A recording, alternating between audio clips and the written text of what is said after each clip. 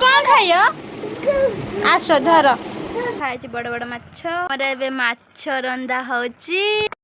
Hello hi नमस्कार जय Jagannath back to my new blog. आसंतु आज देखिए भाउज कौन रोषे करछंती भाउज कौन करूछंती देखिबा।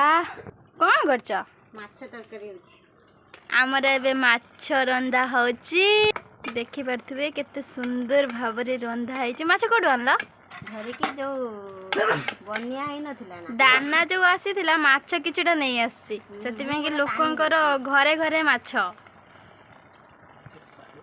ए माछटा की खाइयो गुगु धनर बड़ माछ आमे खाइमु छोट माछ ना कोन भल कथा आ से बड़ माछ खाया हमें छोट माछ खाया। हमार माछ तरकारी रेडी हेलानी पखाळ खाइबू।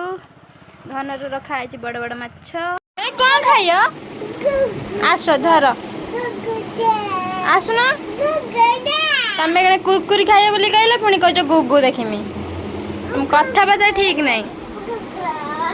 ये की है